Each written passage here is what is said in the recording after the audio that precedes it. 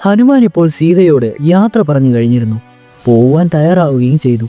അദ്ദേഹം ദേവിയുടെ മുമ്പിൽ ദണ്ഡനമസ്കാരം ചെയ്തു. തൊഴുത് പിൻവാങ്ങിപ്പോവുകയും ചെയ്തു. അല്പദൂരം പോയപ്പോൾ അദ്ദേഹം ഇങ്ങനെ ചിന്തിച്ചു: ഞാൻ സീതയെ കണ്ടു, ദേവിയോട് നേരെ നിന്ന് സംസാരിക്കുകയും ചെയ്തു. എന്നാൽ ചിലതുകൂടി ചെയ്യേണ്ടതുണ്ടെന്ന് എനിക്കിപ്പോൾ തോന്നുന്നു. എൻ്റെ ഈ വരവ് അറിയപ്പെടാതെ പോകരുത്. എനിക്ക് രാക്ഷസന്മാരോട് കയറി കലഹമുണ്ടാക്കണം. രാക്ഷസന്മാരെ എൻ്റെ ശൗര്യമൊന്ന് കാണിച്ചു കൊടുക്കണം. അവർക്ക് നേരിടേണ്ടി വരുന്ന സൈന്യത്തെപ്പറ്റി അവരുടെ ബോധവാന്മാരായിരിക്കണം. പ്രതീക്ഷയിലും കവിഞ്ഞവർ പ്രവർത്തിക്കുന്നവരാണ് പ്രാപ്തനെന്നവർ മനസ്സിലാക്കണം. സീതയുടെ നിഗൂഢവാസസ്ഥലം കണ്ടെത്തുവാനാണ് എന്നോട് ആവശ്യപ്പെട്ടിട്ടുള്ളത്. ആകുലിയം കൊടുത്ത് രാമൻ തീർച്ചയായും വരുമെന്ന് ദേവിയെ രക്ഷപ്പെടുത്തുമെന്ന് ഉറപ്പ് കൊടുക്കുവാനും പറഞ്ഞിരുന്നു. അതെല്ലാം യഥോചിതം നിർവഹിച്ചു കഴിഞ്ഞു. ഇനി ചില വിവരങ്ങൾ കൂടി ശേഖരിക്കുവാൻ ശ്രമിക്കുക തന്നെ. ഇത് നേടുവാൻ പല വഴികളും നോക്കണം. രാവണനെ നേരിൽ കാണുവാൻ ഇടയാവുന്ന തരത്തിലാവണം കാര്യത്തിൻ്റെ പോക്ക്. വരാൻ പോകുന്ന കാര്യങ്ങളെപ്പറ്റി അദ്ദേഹത്തിൻ്റെ അഭിപ്രായങ്ങൾ അദ്ദേഹത്തിൻ്റെ മുഖത്തു നിന്ന് എന്നെ കേൾക്കുമാറാകണം. അതിനുശേഷമേ ഉല്ലാസത്തോടെയുള്ള എന്നെ മടങ്ങിപ്പോക്കുള്ളൂ. പ്രത്യേക ശ്രദ്ധയോട് നോക്കി വരുന്ന ഈ ഉദ്യാനം തീർച്ചയായും രാക്ഷസ രാജാവിൻ്റെ പ്രിയപ്പെട്ട ഉദ്യാനം തന്നെയായിരിക്കും. സീതയെ ഇവിടെ വെച്ചിരിക്കുന്നത് തന്നെ രാവണന്റെ പ്രിയ ഉദ്യാനമായതുകൊണ്ടാണെന്ന് എനിക്ക് തോന്നുന്നു. ഉണക്കവിറക് അഗ്നിക്കിരയാവും പോലെ ഞാൻ ഈ ഉദ്യാനം ക്രമാനുഗതമായി നശിപ്പിക്കും. രാവണൻ വാർത്ത കേൾക്കുമ്പോൾ അത്യന്തം കോപിക്കും. എന്നെ കൊല്ലുവാനോ പിടിച്ചുകിട്ടുവാനുമായി വലിയൊരു സൈന്യത്തെ അദ്ദേഹം അയക്കും. ഞാൻ ആ സൈന്യത്തെ നിഷ്പ്രയാസം കൊല്ലും. അത് രാക്ഷസന്മാരെയും അവരുടെ രാജാവിനെയും ഭയപ്പെടുത്തും. ആലോചനയും പ്രവൃത്തിയും ഒപ്പം കഴിഞ്ഞു. ഹനുമാൻ അശോകോദ്യാനം നശിപ്പിക്കുവാൻ തുടങ്ങി. വെറും ചില്ലുകളെന്നോണം വൃക്ഷങ്ങൾ ഓടിച്ചിട്ടു. ലതകളും വല്ലുകളും വലിച്ചിട്ടു. കുളങ്ങൾ കലക്കിമറിച്ചു. ഉദ്യാനത്തിനകഴുന്ന കുന്നിൻ്റെ ചെരുവുകളിൽ ഇടിച്ചു പൊടിച്ചു. രാവണന്റെ പ്രിയ ഉദ്യാനം നിലംപതിച്ച വർഷങ്ങളെയും വലിച്ചെറിയപ്പെട്ട പുഷ്പവലിതകളെയും ആലങ്കൂരപ്പെടുത്തി. ഹനുമാൻ ഉദ്യാനത്തിൽ എല്ലായിടത്തും ഓടി നടന്നു. എല്ലാം ഒന്നിനൊന്നും കൊള്ളരുതാത്തതാക്കി. അശോകവനികയിലെ തൻ്റെ അഭംഗിയിലോ ഒന്നും ഭംഗിയില്ലാതാക്കി തീർത്തു. അതിനുശേഷം ഹനുമാൻ പ്രവേശദ്വാരത്തിൻ്റെ മുകളിൽ കയറി എന്തെങ്കിലും സംഭവിക്കുമോ എന്ന് അറിയുവാൻ കാത്തിരിപ്പായി. അദ്ദേഹത്തിന് അധിക നേരം കാക്കേണ്ടി വന്നില്ല. ഹനുമാൻ വരുത്തിക്കൂട്ടിയ നാശത്തിൽ അവിടെ വലിയൊരു കോലാഹലമുണ്ടായി. ഒരു കോളിളക്കം തന്നെ. ഉദ്യാനത്തിൽ കൂടിയിരുന്ന പക്ഷിമൃഗാദികൾ കറകറ ശബ്ദം പുറപ്പെടുകയും ഓടിയൊളുങ്ങുകയും ചെയ്തു. ലങ്കയിലെ പൗരന്മാരുടെയും അതിരോധരം ഭീതിയുണ്ടാക്കി. ഹനുമാൻ സീതയോട് സംസാരിച്ചിരുന്ന സമയത്ത് ഗാഠനിദ്രയിലായിരുന്ന രാക്ഷസ സ്ത്രീകൾ ഇപ്പോൾ ഞെട്ടിയുണർന്നു. ആ ആകൃതം ചെയ്തവനെ അവർ കണയുണ്ടു. അപ്പോൾ അദ്ദേഹം ആകാരത്തിൽ വലുപ്പം വച്ചിരുന്നു. രാക്ഷസികൾ പോലും ആ രൂപം കണ്ട് ഞെട്ടി. ഈ വാർത്തകളെല്ലാം രാവണന്റെ ചെവിയിലും എത്തി. ഉദ്യാനത്തിന്റെ സ്ഥിതി കേട്ടപ്പോൾ രാവണൻ രോക്ഷാകുലനായി. അദ്ദേഹം അശോകവനത്തെ അത്രയധികം സ്നേഹിച്ചിരുന്നതുകൊണ്ട് അദ്ദേഹത്തിന്റെ നേത്രങ്ങളിൽ നിന്ന് അശ്രുക്കൾ നിറഞ്ഞു. അദ്ദേഹം ശക്തരായ ചില രാക്ഷസന്മാരെ കുരങ്ങനെ കീഴടക്കുവാനായി അയച്ചു. കുരങ്ങനോട് യുദ്ധം ചെയ്യുവാൻ 80,000 രാക്ഷസന്മാരെയാണ് അയച്ചത്. ഹനുമാൻ ആഹ്ലാദം പൂണ്ടു. തേടിയ വള്ളി കാലിൽ എന്ന് അദ്ദേഹം വിചാരിച്ചു. ഇച്ഛിച്ചത് വന്നുകൂടിയല്ലോ. സൈന്യം 4 പുറത്തു നിന്നും അദ്ദേഹത്തെ വളഞ്ഞു. തല്ലി ചതയ്ക്കുകയുള്ള സംഭവമുണ്ടായി. ഹനുമാൻ വീണ്ടും വളർന്നു വലുതായി. വളരെ വേഗത്തിൽ ഏവരെയും ഭീതിപ്പെടുത്തുമാറ് ഒരു ഭീമാകാരം പൂണ്ടു. അദ്ദേഹം കൈകൾ കൊണ്ട് തന്നെ വലിയ തോളുകൾ തേച്ച് ശബ്ദമുണ്ടാക്കി.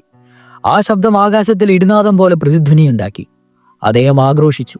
രാമൻ സഹോദരനായ ലക്ഷ്മണനോടൊപ്പം അദ്ദേഹത്തിന്റെ മിത്രമായ സുഗ്രീവനൊന്നിച്ച് ഒന്നിച്ചിട്ടുണ്ട്.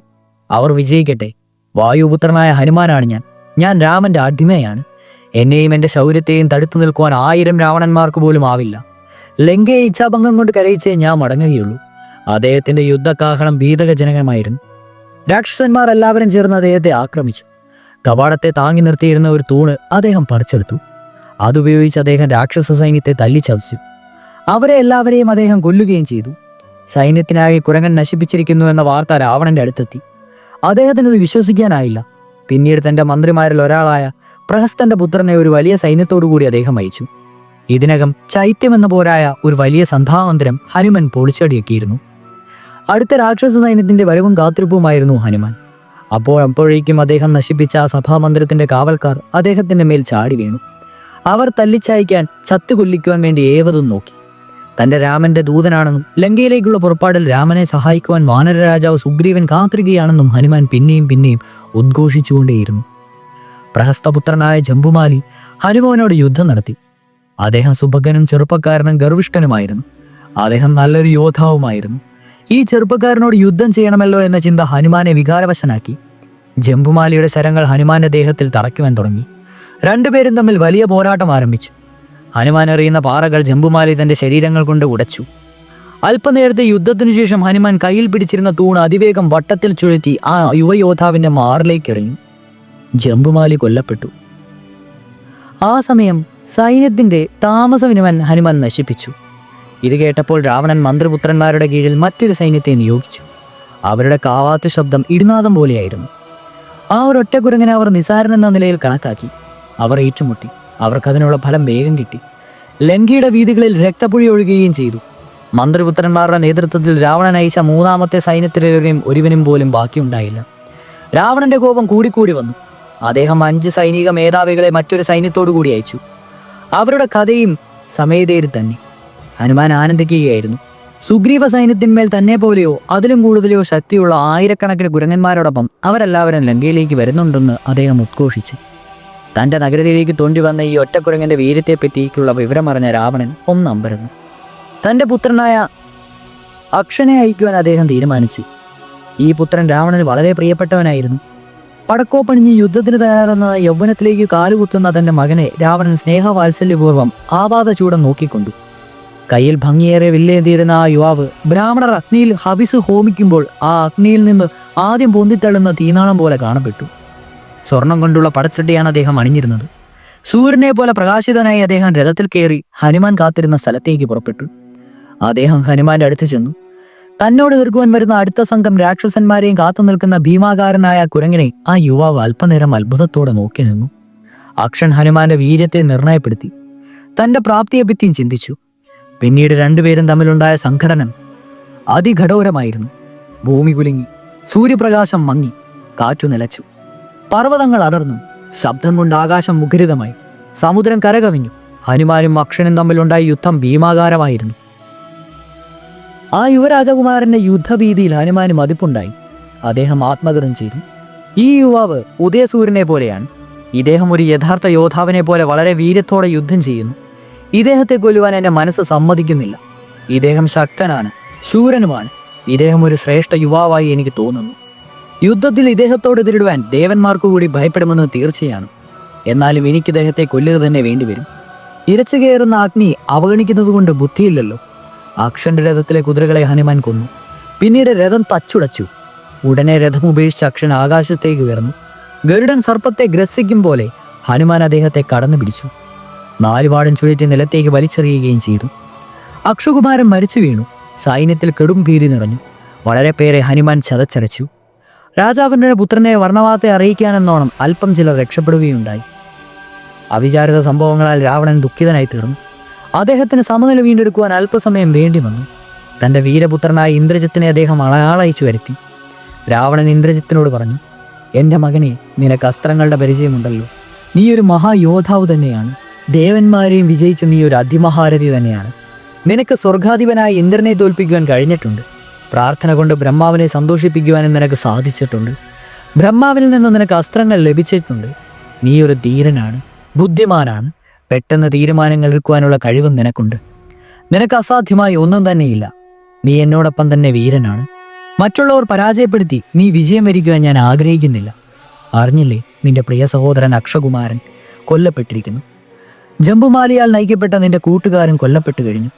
അസാധാരണമായി എന്തോ സംഭവിക്കുന്നുണ്ട്. എൻ്റെ പ്രിയപുത്ര, ശത്രുവിൻ്റെ ശക്തിയെ വേണ്ട പോലെ വിലയിരുത്തിയതിനു ശേഷം അവനുമായി യുദ്ധം ചെയ്യൂ. ഈ കുരങ്ങനെ കീഴടക്കുവാൻ ഇനിയൊരു സൈന്യത്തെ അയച്ചിട്ട് പ്രയോജനമില്ലെന്ന് വ്യക്തമായിരുന്നു. ആവശ്യമായെങ്കിലേ ആയുധമെടുക്കാവൂ. ഒരു പുത്രൻ നഷ്ടപ്പെട്ട ഉടനെ എൻ്റെ പ്രിയപുത്ര, നിന്നെ നിയോഗിക്കുന്നത് എനിക്ക് ഒട്ടും തന്നെ ഇഷ്ടമല്ല. പക്ഷേ പരിസ്ഥിതി അങ്ങനെ വന്നുകൂടിയതിനാൽ എനിക്കത് ചെയ്യേണ്ടതായി വന്നു. വിജയിയായി മടങ്ങി വരിക. ഇന്ദ്രജിത്തിന് പോകുവാനും യുദ്ധം ചെയ്യുവാനും ഉത്സാഹമായിരുന്നു. അദ്ദേഹം അച്ഛനെ പ്രദക്ഷിണം വെച്ച് പ്രായമായവരുടെ അനുഗ്രഹങ്ങളും വാങ്ങി ഹനുമാനോട് യുദ്ധത്തിനായി ഒരുങ്ങി പുറപ്പെട്ടു. ഇന്ദ്രജിത്ത് രഥത്തിൽ കയറി അശോകവനത്തിൻ്റെ സമീപ പ്രദേശത്തേക്ക് പാഞ്ഞു ചെന്നു. രഥവേഗത്തിൻ്റെ ആരവം കേട്ട് ഹനുമാന്റെ ഹൃദയം കോരിത്തിരിച്ചു. രാക്ഷസന്മാരെ ഭീതിപ്പെടുത്തുമാർ ഒരു മഹാസ്വരൂപം അദ്ദേഹത്തിൻ്റെ അടുത്തെത്തുന്നുണ്ടായിരുന്നു. ഇന്ദ്രജിത്ത് അദ്ദേഹത്തിൻ്റെ അടുത്ത് ചെന്നു. അദ്ദേഹം ഞാൻ വലിച്ചു. ആ വെല്ലുവിളി വികാരജ്വലമായിരുന്നു. അതിനുശേഷം അവിടെ ഒരു പൊരിഞ്ഞ യുദ്ധം നടന്നു. 2 പേരും വീരന്മാരായിരുന്നു. അവർക്ക് 2 പേർക്കും എതിരാളികൾ ഒരു ബലഹീനതയും കണ്ടുപിടിക്കുവാനായില്ല. കുരങ്ങന്റെ നേരെ അയക്കുന്ന ബാണങ്ങൾ നിഷ്ഫലമാവുന്നത് കണ്ട ഇന്ദ്രജിത്തിന് മനോഭംഗമുണ്ടായി. പ്രബലനായ ശത്രുവിന് നിരുത്സാഹം വന്നു ചേരുന്നതെന്തോണെന്ന് വഴിയെന്ന് അദ്ദേഹം ആലോചിച്ചു. കുരങ്ങൻ ഒരു ക്ഷീണവും കാണുന്നില്ല. ഒന്നുകൊണ്ടും അത് ഭയപ്പെടുന്നുമില്ല. അപകടമായ ആലോചനയ്ക്ക് ശേഷം ഇന്ദ്രജിത്ത് അസ്ത്രമെടുത്ത് ബ്രഹ്മാവിനെ അഭിമന്ത്രിച്ച ശേഷം അത് ഹനുമാന്റെ നേരെ തൊടുത്തുവിട്ടു. ഹനുമാനെ കൊല്ലുവാൻ സാധ്യമല്ലെന്ന് ഇപ്പോൾ അദ്ദേഹത്തിന് ബോധ്യം വന്നു. ഹനുമാനെ ബ്രഹ്മാസ്ത്രത്താൽ ബന്ധിക്കുവാൻ അദ്ദേഹം ഉറച്ചു. ഹനുമാനാകട്ടെ ബ്രഹ്മാവിനോടുള്ള ആദരവ് നിമിത്തം ആ അസ്ത്രത്താൽ ബന്ധിപ്പിക്കപ്പെടുവാൻ സ്വയം അനുവദിക്കുകയും നിലത്ത് വീഴുകയും ചെയ്തു. ഒരു നിമിഷത്തെ അബോധാവസ്ഥയ്ക്ക് ശേഷം ഹനുമാൻ ബോധം വീണ്ടെടുക്കുവാൻ കഴിഞ്ഞു. അദ്ദേഹം ഇങ്ങനെ ആത്മഗതം ചെയ്തു: ഒരു നിമിഷം നേരം മാത്രമേ ഈ ബ്രഹ്മാസ്ത്രത്തെ മാനിക്കേണ്ടി വരികയുള്ളൂ എന്ന് എനിക്ക് ബ്രഹ്മാവ് വരം തന്നിട്ടുണ്ട്. ഈ യുവാവിനെ ഇപ്പോൾ ആ അസ്ത്രത്താൽ ബന്ധിച്ചിരിക്കുകയാണ്. ഈ ബന്ധനത്തിൽ നിന്ന് എനിക്ക് രക്ഷപ്പെടുവാൻ കഴിയുന്നില്ലെന്നാണ് അദ്ദേഹത്തിൻ്റെ വിചാരം. തൽക്കാലം ഈ ബന്ധനത്തിൽപ്പെട്ടിരിക്കുന്നത് എനിക്ക് ക്ഷീണപ്രദമാണ്, ആവശ്യവുമാണ്. അസ്ത്രത്തെ എനിക്ക് ഭയമില്ല.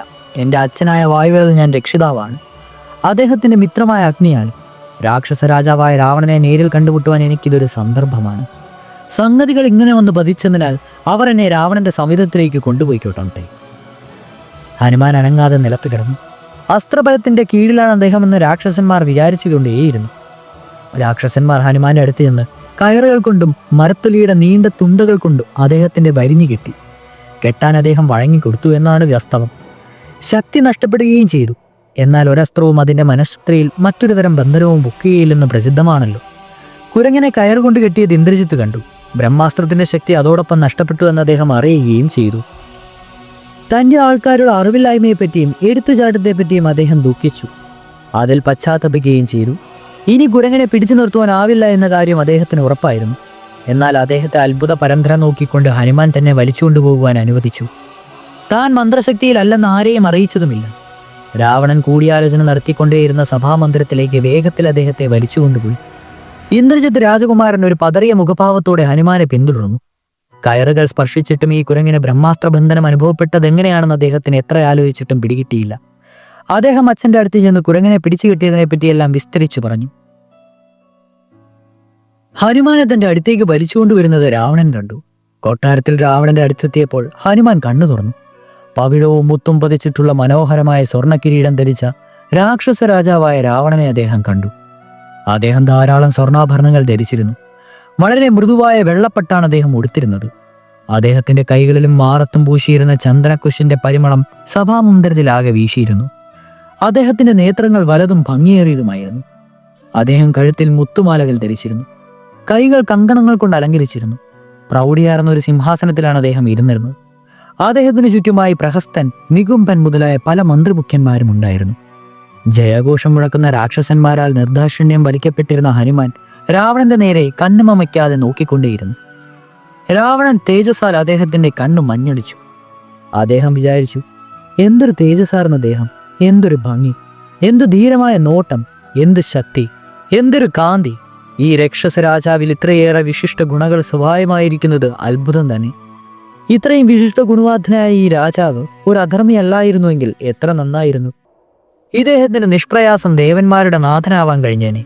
ത്രിലോകങ്ങളിലുമുള്ള ദേവന്മാരും ദാനവന്മാരും അദ്ദേഹത്തിന്റെ മുമ്പിൽ കുടുകിടാ വിറയ്ക്കുമായിരുന്നു.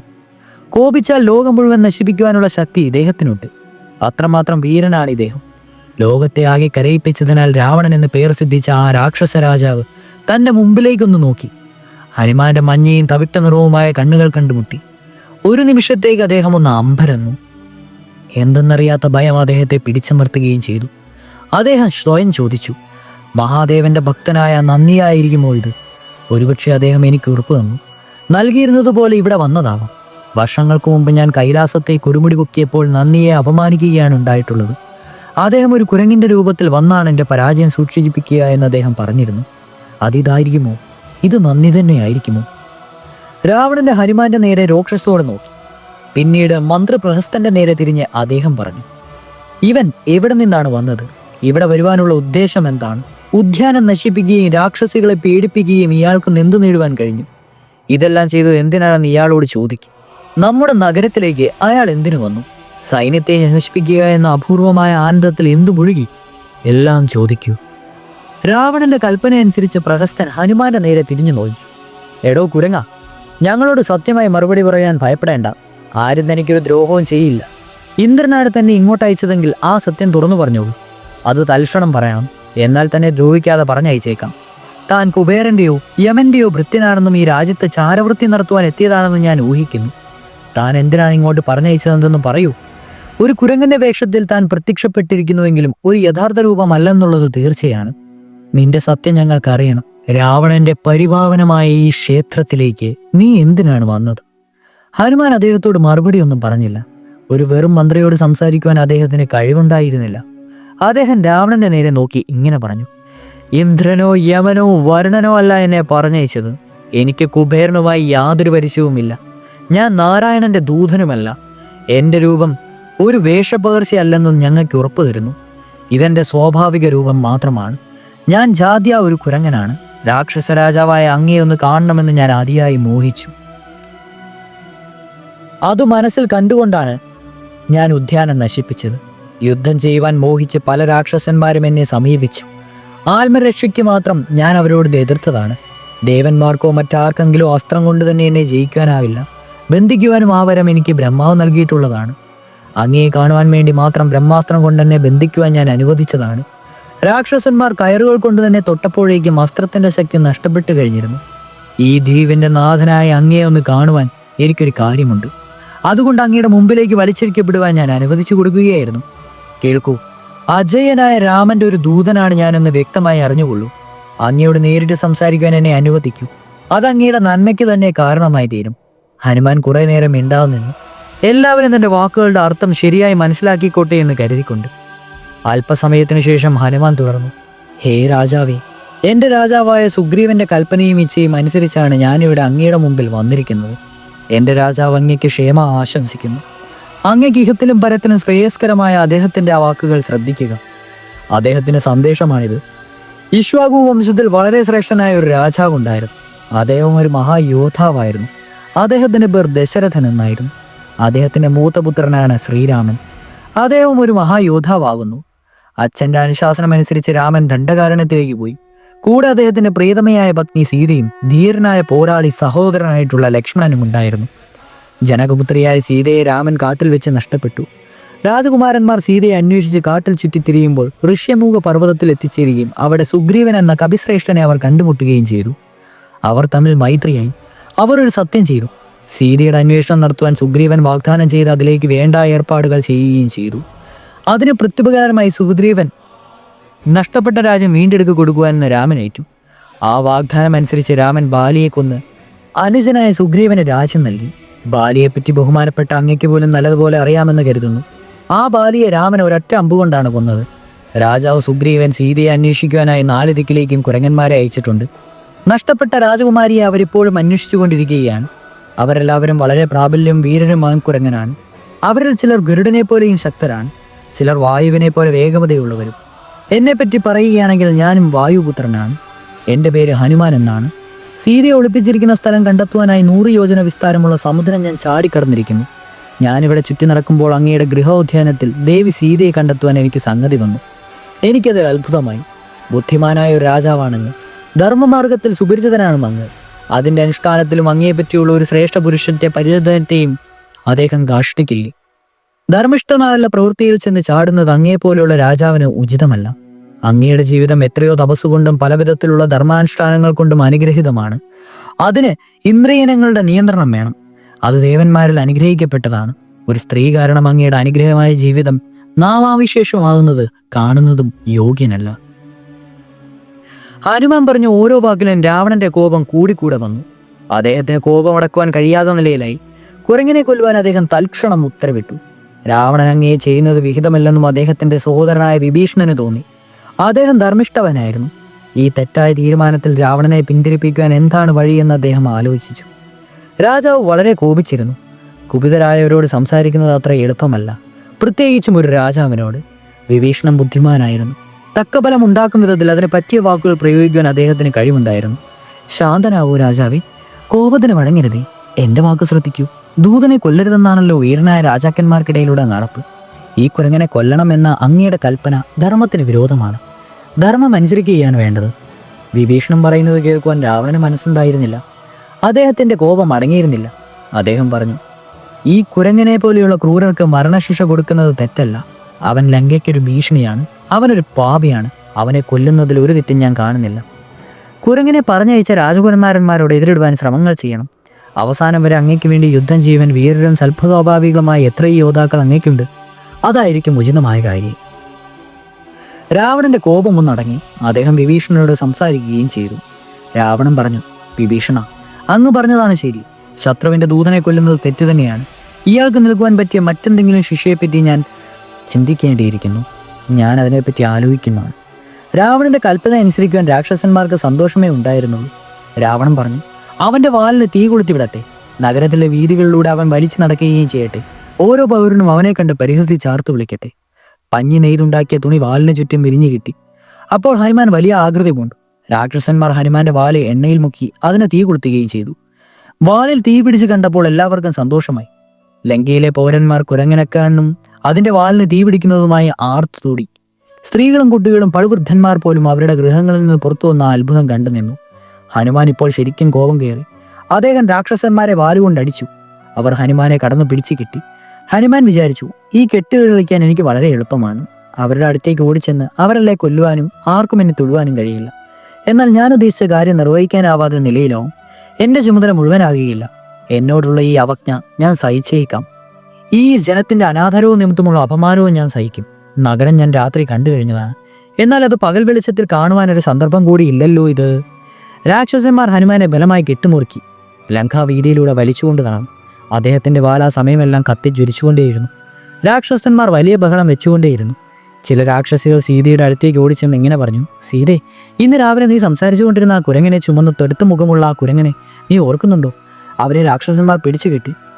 ഹനുമാന്റെ സ്ഥിതി ഓർത്ത് സീതയ്ക്ക് നടുക്കമുണ്ടായി. ദേവി അത്യന്തം വേദനപ്പെട്ടു. കണ്ണിൽ കണ്ണുനീർ നിറഞ്ഞു. സീത അഗ്നിദേവനെ ധ്യാനിച്ചു. ഹനുമാനെ സഹായിക്കുവാനായി ദേവി ഇങ്ങനെ പ്രാർത്ഥിച്ചു, ഞാൻ എൻ്റെ നാഥനായ ഭർത്താവിനെ പരിചയിച്ചിട്ടുള്ളത് സത്യമെങ്കിൽ, എൻ്റെ ഭർത്താവിൻ്റെ ഏകദൈവമായി പരിഗണിച്ചിട്ടുള്ളത് സത്യമാണെങ്കിൽ, ഞാൻ ചെയ്യേണ്ടതായ എല്ലാ വ്രതങ്ങളും യഥാപറ്റി അനുഷ്ഠിച്ചിട്ടുണ്ടെങ്കിൽ, പരിശുദ്ധ മനസ്സോടും തപസ്സോടും കൂടി ചെയ്തിട്ടുണ്ടെങ്കിൽ, ഹനുമാൻ അങ്ങയുടെ ചൂട് അനുഭവപ്പെടാതിരിക്കട്ടെ എന്ന്. ഹനുമാൻ കാണേണ്ടതെല്ലാം കണ്ടു കഴിഞ്ഞു. പെട്ടെന്ന് അദ്ദേഹം ഗർജിച്ചുകൊണ്ട് ആകാശത്തേക്ക് ഉയർന്നു. കൂടെ കൂകി വിളിച്ചുകൊണ്ട് നടന്നിരുന്ന രാക്ഷസന്മാരെല്ലാം ഞെട്ടിപ്പോയി. അദ്ദേഹം ഭീമാകാരം കൊണ്ടു. വലിച്ചുകൊണ്ടിരുന്ന രാക്ഷസന്മാർക്ക് എളുപ്പത്തിൽ എത്തിച്ചേരുവാൻ കഴിയാത്ത ഒരു മേൽപ്പുരയിൽ മുകളിൽ അദ്ദേഹം എത്തി. ശരീരം ചെറുതാക്കി തന്നെ കിട്ടിയിരുന്ന കയറുകൾ അയവാക്കിയതിനു ശേഷം ഭീമാകാരവുമാകുകയാണ് ഉണ്ടായത്. ഒരു ഗ്രഹത്തിന്റെ മുകളിൽ നിന്ന് മറ്റൊരു ഗ്രഹത്തിലേക്ക് ഹനുമാൻ ചാടിക്കേറി. മിന്നൽ വേഗത്തിലായിരുന്നു. വിശ്വസിക്കാൻ വയ്യാത്ത വിധം കർമ്മോഹന്മാരായിരുന്ന ഹനുമാൻ വായുവിന്റെ സഹായത്തോടു കൂടി വീടിന് ശേഷം വീടും അരമനയ്ക്ക് ശേഷം അരമനയും കൊട്ടാരത്തിന് ശേഷം കൊട്ടാരവും തീ കൊളുത്തി. ഒരു ഘോരാഗ്നി ആകാശത്തേക്ക് ഉയർന്നു. രാജാവിന്റെ പ്രധാനികളുടെ ഗ്രഹങ്ങളെല്ലാം കത്തി നശിച്ചു. അരമനകളും കൊട്ടാരങ്ങളും കസവിട്ട വിലപിടിച്ച പട്ടുകളും എല്ലാം അങ്ങനെ കത്തിമരിച്ചു. തൊട്ടതല്ലാതെ തന്നെ അഗ്നി വിഴുങ്ങുകയായിരുന്നു. മഹാദേവൻ 3 ലോകങ്ങളിലും ചുട്ടരിച്ചത് ഈ വിധമായിരിക്കുമെന്ന് ഒരുപക്ഷെ ജനങ്ങൾ ചിന്തിച്ചിട്ടുണ്ടായിരിക്കും. കെട്ടിടങ്ങൾ തകർന്നു വീഴുന്ന ശബ്ദവും ജനങ്ങളുടെ ദീനഘോരങ്ങളും അഗ്നിയുടെ ഇടവിട്ട ചടപടാ ശബ്ദവും എല്ലാം കൂടിയായപ്പോൾ അതിഘോരമായ ആകാശത്തിലേക്ക് ഒരു ശബ്ദ പ്രളയം തന്നെ ഉണ്ടായി. ഹനുമാൻ മറ്റേതോ ലോകത്തു നിന്ന ഒരു ജീവിയെപ്പോലെ തോന്നപ്പെട്ടു. ഇത് വെറും കുരങ്ങാണ്. ഇത്രയൊക്കെ വീര്യം കാണിക്കുവാൻ കഴിയുമെന്ന് ആർക്കും വിശ്വസിക്കാനായില്ല. ആ വീര്യം അഭാവ്യം തന്നെയാണ്. അവർക്ക് വ്യക്തമായ ലങ്കാനിവാസികളുടെ മുഖത്ത് ഭയപ്പാട് പ്രത്യക്ഷമായി കണ്ടു തുടങ്ങി. നഗരം നശിപ്പിക്കണമെന്ന് താൻ തന്നെ തീരുമാനിച്ച പ്രകാരം അതും ഹനുമാൻ നിർവഹിച്ചു കഴിഞ്ഞു. ഇപ്പോൾ അദ്ദേഹം എല്ലാം കഴിഞ്ഞ് ത്രികൂട പർവ്വതത്തിന്റെ മുകളിൽ നിൽപ്പായി. അദ്ദേഹത്തിന് വാലിപ്പോഴും കത്തിക്കൊണ്ടിരിക്കുകയായിരുന്നു. അദ്ദേഹം രാമനെ വിചാരിച്ചു.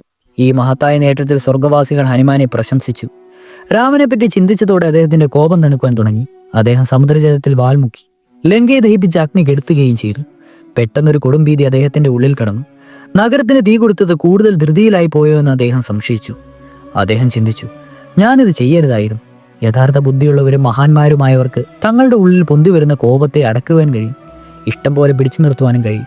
കത്തുന്ന അഗ്നിയുടെ ദാഹം തീർക്കുവാൻ വെള്ളമെന്ന പോലെ മനുഷ്യർ കോപമടക്കുവാൻ ബുദ്ധി ഉപയോഗിക്കാം. അങ്ങനെയുള്ള മനുഷ്യർ മാത്രമേ ബുദ്ധിമാന്മാരും മഹാന്മാരുമായി കരുതപ്പെടുകയുള്ളൂ. അവർ മാത്രമേ മനുഷ്യരിൽ ഉത്തരമാകുകയുള്ളൂ. മനുഷ്യർ കോപാവിശേഷം പൂണ്ടാൽ പാപകർമ്മങ്ങൾ ചെയ്യുവാൻ ഇടയാവും. നഗരത്തിന് തീ കൊടുത്തിയപ്പോൾ സീതാദേവിയും നഗരത്തിലുണ്ടെന്നുള്ള കഥ തന്നെ ഞാൻ മറന്നു.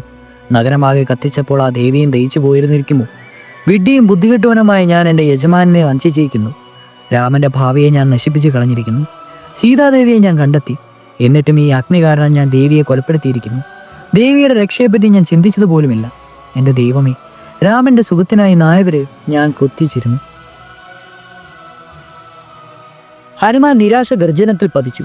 നിരന്മേഷനായി സമുദ്രത്തിലേക്ക് നീങ്ങുമ്പോൾ അദ്ദേഹം പിന്നെയും ചിന്തിച്ചു. ഒരുപക്ഷെ ആ ദേവിയുടെ തേജസ്സും ഓജസ്സും ദിവ്യത്വമായ അഗ്നിയെ അടുത്തു വരാതെ തടുത്തു നിർത്തി കാണും. ദേവി സുരക്ഷിതനാണെന്ന് ഹനുമാൻ സ്വയം ഉറച്ചു. സീത ഇരിക്കുന്നിടത്തേ അദ്ദേഹം പോയി. ഹനുമാനെ വീണ്ടും കണ്ടതിൽ ദേവിക്ക് അതിരറ്റ സന്തോഷമുണ്ടായി. ദേവി പറഞ്ഞു, അങ്ങേക്ക് ഒരൊറ്റയ്ക്കും തന്നെ ഈ രാക്ഷസ സൈന്യത്തെ ഒട്ടാകെ നശിപ്പിക്കുവാൻ കഴിയുമെന്ന് എനിക്കിപ്പോൾ ഉറപ്പായിരിക്കുന്നു. അങ്ങയുടെ ശക്തിക്ക് അതിർത്തിയില്ല. ഇനി രാമന്റെ അടുത്തേക്ക് വേഗം മടങ്ങിച്ചെല്ലു. അദ്ദേഹത്തിന്റെ വരവ് ആറ്റി നോക്കിക്കണ്ട് ഞാൻ എൻ്റെയുള്ള സന്ദേശം അദ്ദേഹത്തിന് നൽകൂ. ഹനുമാൻ പറഞ്ഞു. കുരങ്ങന്മാരുടെയും കരടികളുടെയും സൈന്യത്താൽ ചുറ്റപ്പെട്ട രാമൻ താമസിയാതെ ഇവിടെ എത്തിച്ചേരും. ഒരു വിഷാദവുമില്ലാതെ ദേവി സ്വസ്ഥതയായിരിക്കും. മഹത്തായ ഈ വർത്തമാനങ്ങളുമായി രാമന്റെ അടുത്തേക്ക് മടങ്ങിച്ചെല്ലുവാൻ ഹനുമാൻ ഉത്സുകനായിരുന്നു. തൻ്റെ വലിയ പാദങ്ങൾ കൊണ്ട് പർവ്വതത്തെ ആഞ്ഞു ചവിട്ടി അകലെയാക്കിക്കൊണ്ട് ഹനുമാൻ ആകാശത്തിലേക്ക് ഉയർന്നു ചാടി. രാമൻ അടുത്തെത്തുവാനുള്ള ഉത്സാഹം കണ്ടും തൻ്റെ ഉദ്ദേശം വിചാരിച്ചതിലും അധികം ഭംഗിയായി സാധിച്ചതിലുമുള്ള സന്തോഷം കൊണ്ടും ഹനുമാൻ സമുദ്രം കടക്കുവാൻ ഒരു പ്രയാസവും ഉണ്ടായിരുന്നതില്ല. തൻ്റെ അപാരമായ ശരീരം കൊണ്ടും അദ്ദേഹം ആകാശത്തെ തന്നെ വിടുകയാണോ എന്ന് തോന്നി. ഏറെ ഔത്സല്യത്തോടുകൂടി വലിയ ഉത്കണ്ഠയോടും കൂടി അദ്ദേഹത്തിന് വരവും കാത്തു കഴിഞ്ഞിരുന്ന വാനര സൈന്യം ഹനുമാന്റെ ജയഘാളം കേട്ടു. അദ്ദേഹം ഭൂമിയിലേക്ക് ഇറങ്ങുവാൻ വേണ്ടി അവർ കാത്തുനിന്നു. ജാമ്പവാൻ എല്ലാവരെയും ഒന്നിച്ച് വിളിച്ചുകൂട്ടി ഇങ്ങനെ പറഞ്ഞു. ഹനുമാൻ തൻ്റെ പരിശ്രമത്തിൽ വിജയിച്ചിരിക്കുന്നുവെന്ന് വ്യക്തമാണ്. അതല്ലെങ്കിൽ ഇത്ര ആഹ്ലാദത്തോടെ അദ്ദേഹം ശബ്ദിക്കില്ലായിരുന്നു. ഹനുമാൻ സ്വധാർത്ഥ കൊണ്ടുവരുമെന്നും തീർച്ചപ്പെട്ടതോടെ ആ സൈന്യത്തിലുള്ള എല്ലാവരും സന്തോഷം കൊണ്ട് തുള്ളിച്ചാടുകയായിരുന്നു.